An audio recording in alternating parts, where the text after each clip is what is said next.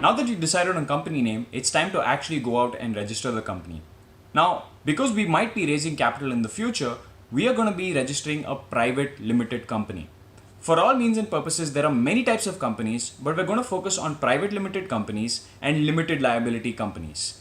A limited liability company is a simple company shell where each individual person in the company pays tax by themselves, whereas a private limited company is a legal person. It can be born, it can die, and it pays tax by itself and does not pass off its tax liability to its partners. Also, if you ever want to raise capital in the future, you will need to have a private limited company, as it is very, very rare to see a VC invest in an LLC. This is not because LLCs are bad, but because VCs have their own regulatory requirements and private limited companies happen to fit those regulatory requirements. Another thing about private limited companies is that each private limited company requires 2 directors at minimum. Now, while you've probably heard stories of companies with 5, 10, even 15 co-founders, my suggestion would be to just have 2 co-founders. Anything above 2 creates politics in the team, and we're going to get into this a little later, but your core team should ideally be just 2 co-founders who work together and who apply for the ROC together.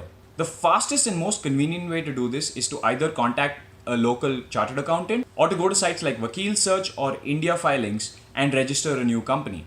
Remember to check the private limited company option. Now, there'll be a lot of documentation and going back and forth, but in general, each person in the company has to buy shares, each co-founder in the company. In our case, because we have 2 co-founders, each of the co-founders will need to buy shares in the company.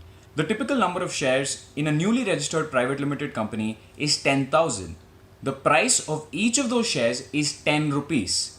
If you multiply 10,000 by 10 rupees, you will get something called an authorized capital, which is 1 lakh. In the beginning, the paid up capital or the authorized capital, which will be the same in the beginning, will be 1 lakh for a company. Now, between you and your co-founder, you have to decide who owns how much of the company.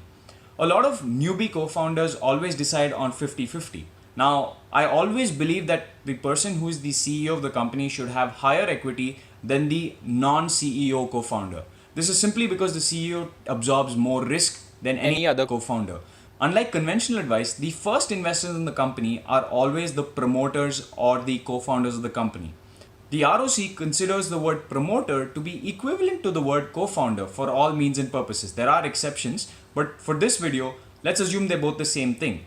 Promoters have to buy shares in the company. They are the first investors. So if you own, say, 40% of your company and your co-founder owns 60% of your company, then your co-founder will actually have to buy shares at rupees 60,000 while you buy shares at rupees 40,000. Now, your representative at Vakil Search or India Filings will tell you exactly how and where to transfer this money to buy or purchase your shares. The next thing they will be doing is to finish up your MOA, which is a Memorandum of Association, and an AOA, which is an Articles of Association.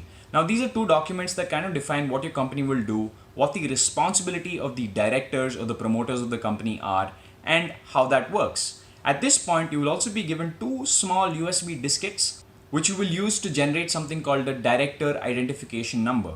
Directors of the company are people who are actually involved in the day-to-day activities of the company. In this case, the promoters will also be the directors, will also be the co-founders. Now, when I started my first company, all of this signing kind of frustrated me, right? I'd have to sign one document and there was another document. I got confused because I felt like I didn't clearly understand all of these documents in one go. The good thing is that you don't have to.